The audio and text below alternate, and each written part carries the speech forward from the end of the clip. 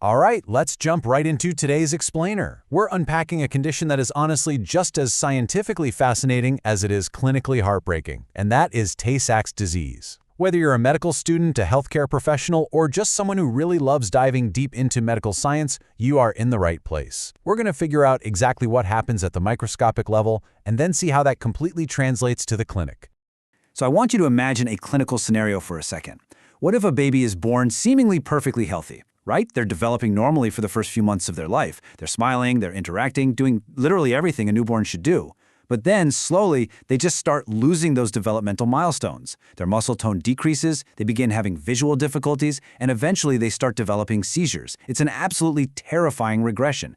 This devastating presentation is the hallmark of the infantile form of Tay-Sachs disease.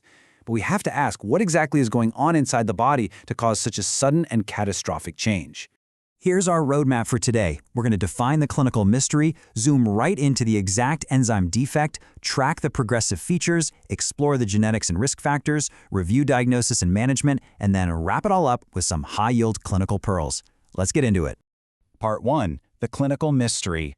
Let's define exactly what category of disease we are actually dealing with here.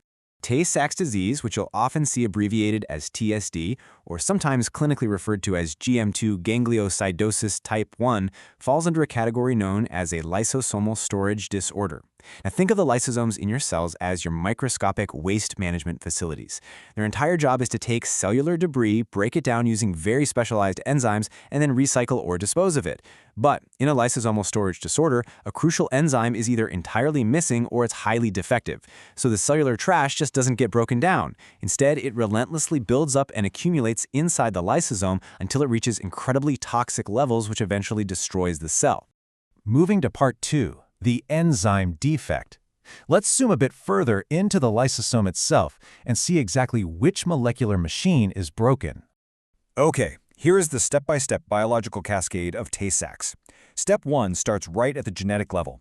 There is a mutation in a gene located on chromosome 15. Now, this specific gene is supposed to code for our recycling enzyme, which leads us to Step 2.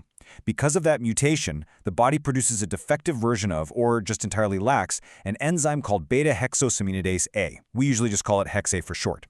Now, Hex A really has one major job. It normally breaks down a very specific lipid called GM2 ganglioside, which is mostly found in the neurons of the central nervous system. And that brings us to Step 3.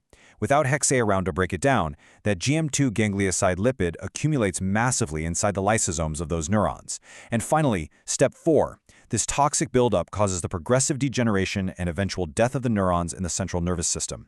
Part 3. Progressive clinical features. Let's see how this microscopic neuronal death actually impacts the patient, systemically. The timing and severity of Tay-Sachs actually depend entirely on the specific mutation and exactly how much residual Hex A enzyme activity a person happens to have. If a mutation results in absolutely no Hex A synthesis, GM2 accumulates incredibly fast. This gives us the infantile type, which is what we talked about in our hook. Symptoms start at around 3 to 6 months with decreased muscle tone, abnormally increased reflexes, visual disturbances, and seizures, tragically leading to death, usually by age 4. But if the mutation allows for just a tiny bit of enzyme activity, the GM2 accumulates over a longer period. This gives us the juvenile type, starting somewhere between 2 and 5 years old with a slightly slower progression. Then we have the chronic type, beginning in the first or second decade of life with a much more gradual onset.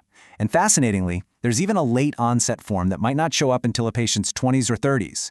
In these adult patients, the presentation shifts a bit. They might present with motor difficulties and sometimes even bipolar-type psychological symptoms. No, regardless of the textbook variations, there is one clinical hallmark you literally must commit to memory: the cherry red spot.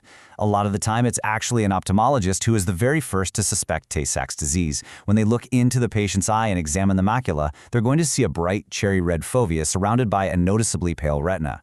Why does this happen? Well, it's because those GM2 gangliosides we just talked about are building up in the retinal cells right around the central macular area. This is a classic, highly testable hallmark sign of the disease. You absolutely have to know it. Part 4. Genetics and risk factors. Let's look at who actually gets this disease and how it's passed down. So, Tay-Sachs is an autosomal recessive genetic condition. What this means in practice is that to actually develop the disease, a child has to inherit a mutated Hex A gene from both of their parents.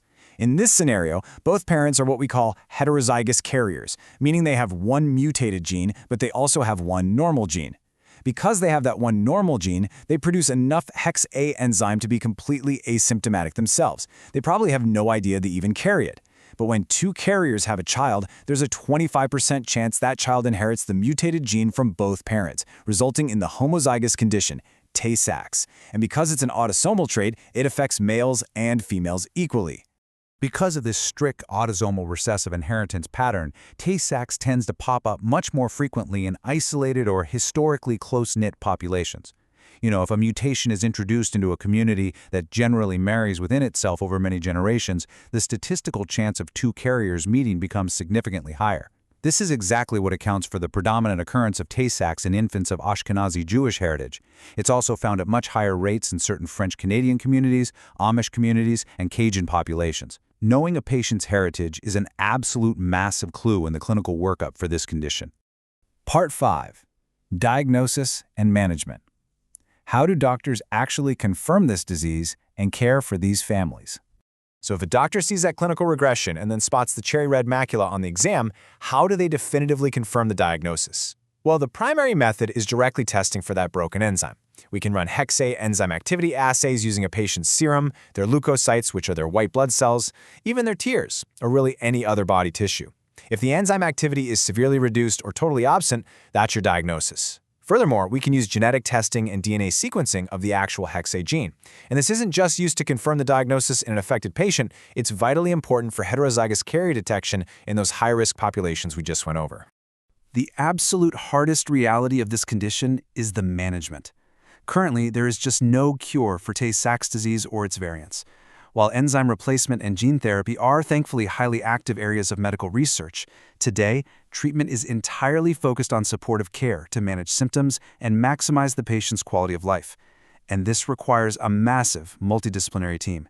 Neurologists are essential to help manage and control those progressive seizures. Gastroenterologists, surgeons, and nutritionists have to step in to manage feeding difficulties as the central nervous system loses its coordination. And occupational and physical therapists are brought in to assist with the tasks of daily living and mobility, just trying to deal with the slower but relentless progressive nature of the degeneration. Now, because there is no cure, a massive focus in medicine is placed on prevention through reproductive counseling. For individuals at high risk, especially those in the carrier populations we just mentioned, genetic counseling is crucial to prevent passing on these mutations. Couples who know they're at risk of having an affected child actually have quite a few proactive options available to them today. During a pregnancy, they can utilize amniocentesis or chorionic villus sampling, often just called CVS, to test the fetus early on. Prior to pregnancy, they can explore options like artificial insemination or ovum donation using non-carrier donors. Furthermore, they can utilize in vitro fertilization, or IVF, which allows for genetic screening of the embryos before implantation, essentially ensuring they can have children free of Tay-Sachs and related GM2 disorders. Let's move to Part 6, High-Yield Pearls. Time to lock all of this information in with a rapid review. All right, if you take away nothing else from this explainer, these are the core concepts you absolutely must remember. Genetics. It is an autosomal recessive mutation on chromosome 15. The enzyme defect. It's a deficiency in beta-hexosaminidase A, or hex A. The pathology. Without hex A, you get a highly toxic accumulation of GM2 ganglioside lipids, specifically inside the neurons of the central nervous system, leading to rapid neurodegeneration. The classic finding? Look for that cherry red spot on the eye exam. The key differential, and this is huge for exams, unlike Niemann-Pick disease, Tay-Sachs has no hepatosplenomegaly. I'll say that again, there's absolutely no liver or spleen enlargement. And finally, the highest risk. Always consider this in infants of Ashkenazi Jewish heritage or from Cajun, Amish, or French-Canadian populations.